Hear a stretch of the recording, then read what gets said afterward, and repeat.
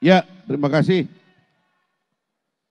Kita masih sangat hangat dan saya ingin mengucapkan salam kepada semuanya. Assalamualaikum warahmatullahi wabarakatuh. Waalaikumsalam. Salam sejahtera bagi kita semua, Mbak Samara, Mas Nusron, Mas Budiman. Saya kira hari ini rakyat Indonesia telah hampir mengakhiri seluruh teka-teki yang ada di benak para politisi dan kita semuanya tentang kepada siapa mandat kepemimpinan 5 tahun yang akan datang 20 Oktober 2024, 20 Oktober 2029 akan diberikan.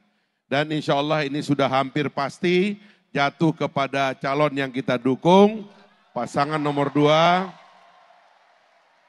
yaitu Pak Prabowo Subianto dan Mas Gibran Raka Buming Raka.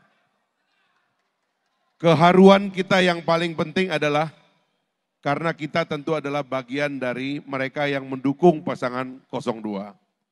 Ini adalah keharuan yang luar biasa.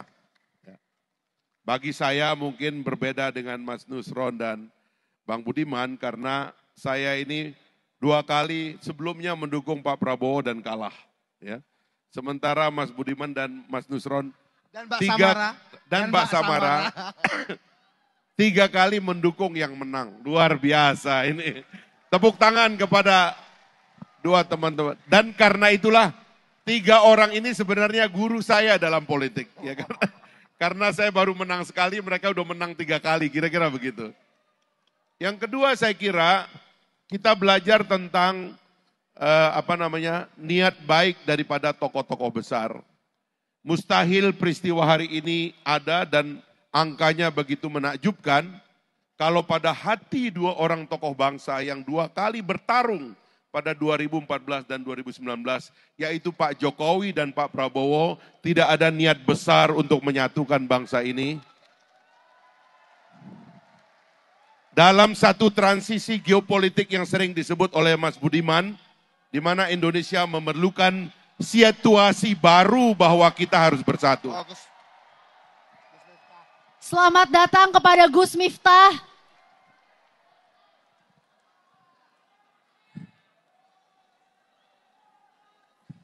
Monggo, monggo. Gus.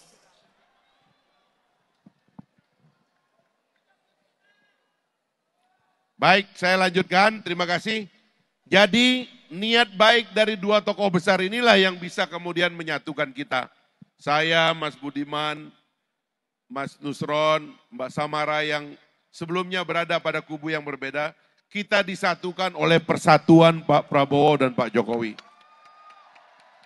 Dan saya ingin menyampaikan, karena ini adalah mimpi besar kita, marilah kita jadikan momen ini untuk kembali menyatukan bangsa besar ini, agar amanat sejarah yang diberikan kepada mereka, kepada bangsa ini, melindungi segenap bangsa Indonesia dan seluruh tumpah darah Indonesia, memajukan kesejahteraan umum, mencerdaskan kehidupan bangsa dan ikut serta dalam perdamaian dunia yang berdasarkan perdamaian abadi dan keadilan sosial dapat kita tunaikan bersama-sama sebagai sebuah bangsa besar. Inilah kegembiraan saya Mbak Samara hari ini, saya bersama dari cita-cita besar dan rupanya rakyat Indonesia memberikan dukungan sekali putaran kepada cita-cita besar itu. Saya sangat yakin dan optimis. Ini adalah tangga besar bangsa Indonesia untuk menjadi negara kuat ke depan. Terima kasih. Di semua daerah-daerah, bahkan daerah-daerah penting seperti Jawa Timur, Jawa Tengah pun, Bali, beliau memimpin, Pak Prabowo memimpin, 02 memimpin. Apa yang menyebabkan sebarannya tuh begitu dahsyat dan masif gitu.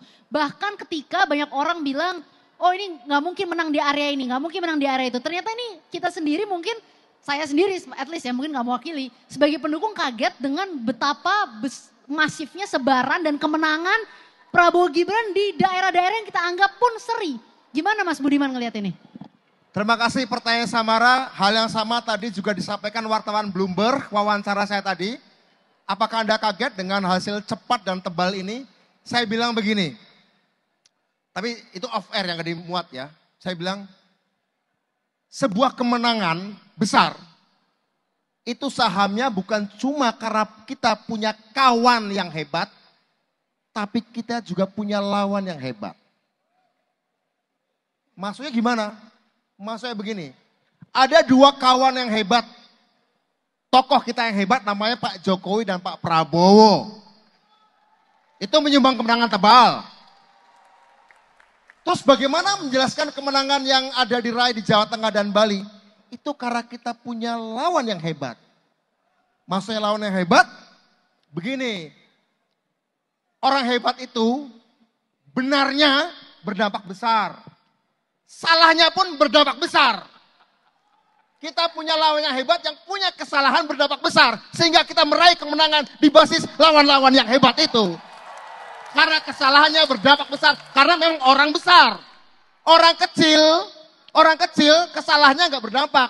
Orang kecil benernya nggak berdampak. Tapi kalau orang besar, salahnya berdampak besar. Dan itu membuat kita menang tebal di Jawa Tengah dan di Bali.